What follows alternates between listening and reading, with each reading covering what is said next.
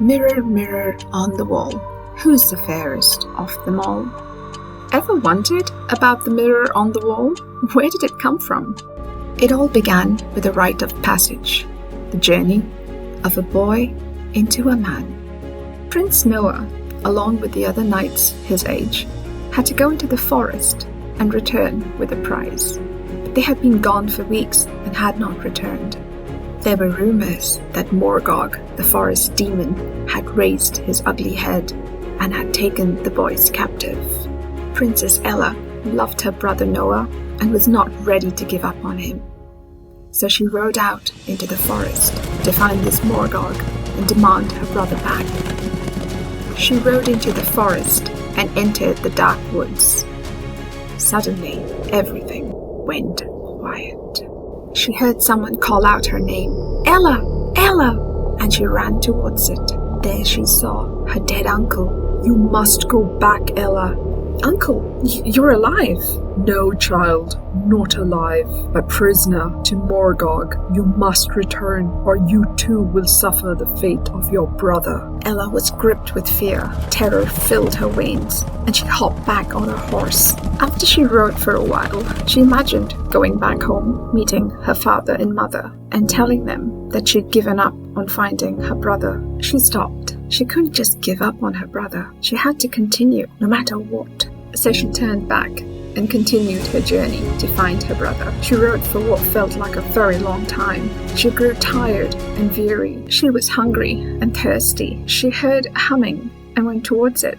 As soon as she reached the site, she could hear a river.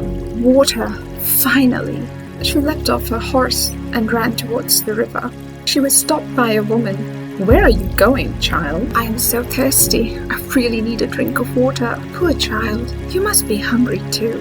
She pointed towards fish that was roasting on the fire. It smelled delicious. "Oh yes, please. You can help yourself to my food and water, but you must be my servant forever." "What? You can't stop me from drinking from the river?" As soon as Ella said that, a river monster rose out of the river and roared at her. "You see, Ella, I am the mistress of the forest. Everything here belongs to me. But you can have food and water, but you must be my servant forever. I am here to save my brother. I am not going to be your servant for food and water." "And how will you save your brother if you're dead? Do you even know your way back? You're lost, Ella, and I'm your only hope of survival." Ella didn't know how long she had been riding. She had been to the forest, but not to this path. She didn't know where she was. She was lost for sure. She began to inch towards the river. "Do you agree? Will you be my servant forever?" Something about being a servant didn't sit well with Ella. She would rather be dead than serve someone for food and water. She turned away, returning to her quest. A storm brewed in the skies. The trees in the forest shook violently. This was a storm like no other. Her horse could barely manage. The ground was turning into sludge. She needed to find shelter. She could see a lantern swaying far away. She went as fast as she could towards it and found a cottage. She knocked on the door. An old man answered it. He welcomed her and asked his son to take care of the horse. As his son approached Ella, she felt her heart flutter. Never in all her life had she seen a man more handsome than him. The old man welcomed her in. His wife helped her with a warm bath and fresh clothes. They welcomed her to share their meal. Ella felt so happy. Soon she fell asleep. When she woke up in the morning, the storm was gone. There was a hearty breakfast being prepared. They laughed and joked, and she almost forgot about her brother, her quest. "Stay with us," the handsome boy pleaded, his big brown eyes staring into hers. She heard herself saying yes. But as she turned to eat her food, her gaze fell upon her family ring. She remembered her brother. She remembered she needed to leave. As soon as she did that, everything around her turned to smoke. She looked around. There was no house. There was no forest. She was in a dark cave, and she heard a voice. "You have done well, Ella." Ella swung around, but she saw no one. "Many have entered my den, only to lose themselves to their fear and desires. But not you." "Who are you?" shouted Ella. "And where is my brother?" One of the torches on the wall was lit, and Ella saw her brother Noah sitting facing the wall, smiling, as if lost in a dream. Ella ran to him, tried to wake him up, but he wouldn't move. What's wrong with him? Driven by his fear of never returning home, he gave in to a beautiful fantasy. He's dreaming that he's with the most beautiful woman in the world. They have 3 children, and he is a very happy farmer. He's quite pleased with himself, you know. He remembers nothing. Torches all around the cave was lit, and Ella saw all the young boys, all lost in a deep dream. All these boys here, they are all victims of their fears. Why are you doing this?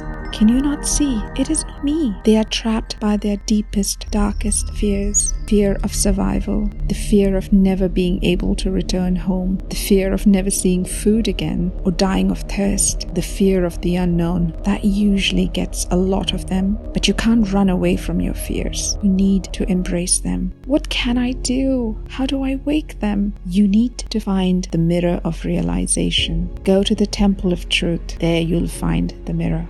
And so Ella left the den of Morgog. She found a path that led her into a clearing, but there was no temple of truth, just a pile of rubble. The storm must have destroyed it. As she sorted through the rubble, she was bruised and cut and was bleeding. She found a hidden stairway. She made her way through, and there, in the farthest corner, she saw the mirror hanging. Placing the mirror on the wall, facing her brother, she spoke, "Mirror, mirror on the wall, won't you show Noah the truth of it all?"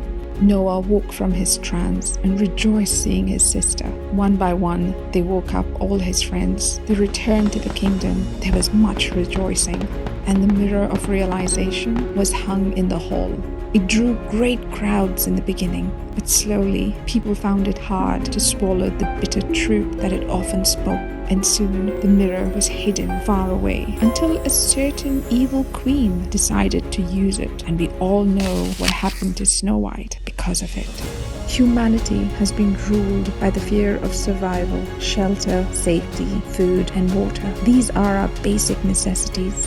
But when not having enough of them, the fear of lack, when that takes over and overrides our purpose and our reason for being, we are in great danger of becoming prisoners, lost in a nightmare, thinking it's a daydream. We cannot run away from our fears. We need to embrace them. Running away from fears is like running away from your own shadow. And how do you embrace your fears? It's simple. You list them out. You face them. You write down everything that you fear. That project you want to do. That adventure you want to go on. What are the fears that stop you? Write them down. And then write what you can do to prevent that from happening. And then write what you will do in case you can't avoid that from happening. Have a plan. Have a roadmap. Don't run away from your purpose because it's hard or you're scared. The Greeks have a god of fear, Phobos, who has a twin brother, Deimos, terror. They are the sons of Ares, the god of war. If you let fear and terror run your life, you will always be prisoner. Face your fears and be free. Do the things you were always meant to do.